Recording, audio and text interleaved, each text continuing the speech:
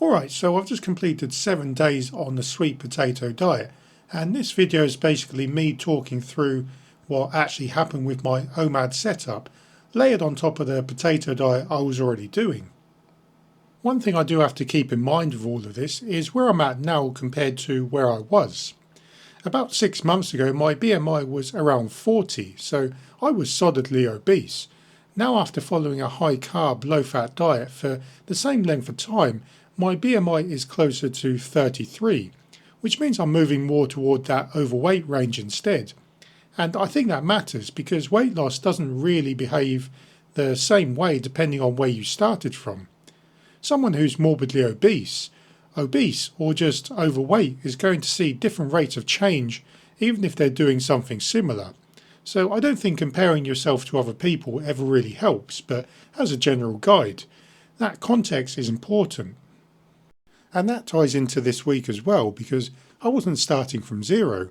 I was already following a potato diet for about 6 weeks before I started this little fasting experiment. So adapting to simply a different potato was obviously easy to do. There was nothing shocking about it and my body already knew what was going on. The food prep side of things was a bit harder at first, or maybe not harder, just more time consuming. Once I had enough food cooked a day or two ahead, the job was basically done. After a few days it became easy and it was never really a big deal. Like I mentioned in a previous video, the peeling was the main thing eating away at my time, but at the same time it gave me thinking time. It's one of those moments where I can just let my mind be more free, and I approach that the same way as I do other repetitive parts in my life. Hands busy, brain quieter. Walking, as for the last half a year, has continued to be a big thing for me. I genuinely think it does wonders for my mental health in ways I don't always consciously notice. Just walking through woods or the forest, breathing in fresh air, moving my body, being in nature, all those little things add up. Especially when I do it early in the morning. It seems to create this cascading effect of peace that carries through the rest of the day. And that's helping me a lot right now, since I've currently got a lot going on in life, as most people do. But these small habits I do during the day help me deal with the other stresses without even really thinking about it.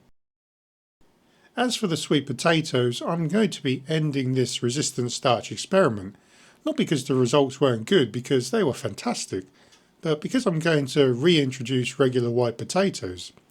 I want to continue the resistant starch approach with them, as I believe the effect could be greater given their higher starch content.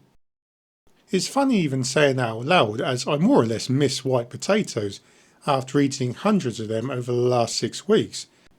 And I'm not just going to focus on resistant starch, but eat and cook them however. Boiled, instant pot, cooked with the skin on then removed, cold leftovers, reheated, whatever, just obviously no oil or added ingredients, the same way I seem to thrive on.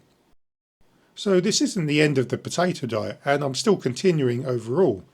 I've been on it for about 7 weeks now, and loosely I'm looking at doing at least a full 3 months, similar to what I did with the rice diet, and then possibly calling it quits.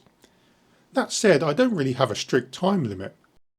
I feel like I might need a small energy boost right now, since I've been doing a lot of gym work and been in a calorie deficit over the last week.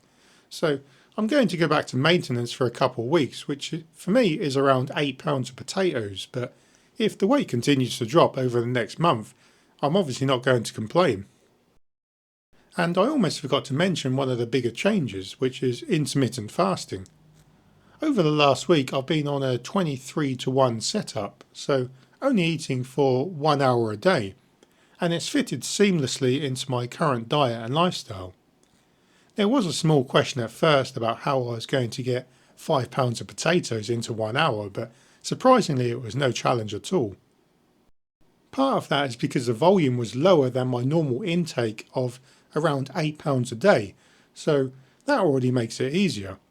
But more importantly, I was eating toward the end of the day. I'd trained in the morning, moved my body throughout the day, and then eaten in the evening before going to bed about 3 to 4 hours later. My appetite was naturally high. I mean, if you wake up and try to eat 5 pounds of potatoes within a couple of hours, with no movement beforehand, and then go about your day, that's completely different to getting up, living your day, exercising, and then eating later. It's honestly night and day difference in terms of difficulty, and arguably results as well, but that's just my experience. And yeah, I know people are probably wondering what actually happened on the scale over the week. I didn't want to lead with it because it doesn't really tell the full story on its own. But over the 7 days, I started at about £229 and ended up around 225, so roughly £4.2 down. Now remember, I was in a calorie deficit with the sweet potatoes and I lost weight, but the same should apply to white potatoes as well. And I'll be honest, I think it worked almost too well.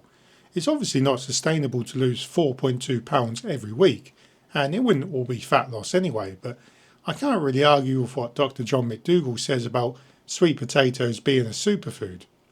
They tasted great, they kept me satiated, they gave me a solid amount of nutrition, and overall it just felt like a win-win for me. At the same time though, I don't really feel like I can limit myself even further on an already somewhat limited diet without cheat meals, which is why I'm bringing white potatoes back in. And actually, just today I've changed my eating window to a bit earlier in the day and started playing around with baked sweet potatoes as well, keeping the skin on. I literally just rinsed them, patted them dry, stuck them in the oven for about 45 minutes to an hour, and they came out exactly how you expect. Really good. I'm probably going to bake some more later in the Ninja Foodie and then eat them tomorrow once they've cooled for the resistant starch side of things. I'm also trying to figure out the exact cooking times because there really is a bit of science to baking potatoes properly. And yeah, that's genuinely my idea of entertainment at the moment, so I don't know whether you should be happy for me or feel a bit sorry for me. So because of that, as I start increasing my intake back towards £8 again, I'll certainly have to widen the eating window to at least 2 hours. Again, I'm not going to be super strict about it, like staring at the clock while I'm eating and telling myself I've only got 15 minutes left. Those sorts of challenges don't achieve anything long term and just adds unnecessary stress or pressure to your meals. So basically, I'm just trying to be a bit more mindful with it. I'm still working on overeating. I've been managing it most of my adult life. I still tend to associate fullness with comfort, which is probably why I eat what people would consider a large amount of potatoes. Not every day is the same. Many days I have more willpower and discipline, and stopping when I'm full is easy. Other days it's not. I'll throw my workout up on screen so you can see what I've been doing, but other than that I'm just going to keep training the same way and keep things moving forward. The light, general full body stuff seems to work well for me and keeps me accountable, which honestly matters more than anything. Anyway, that's where I'm at with my plant-based lifestyle right now. Appreciate you watching, feel free to leave a comment and I'll catch you in the next one.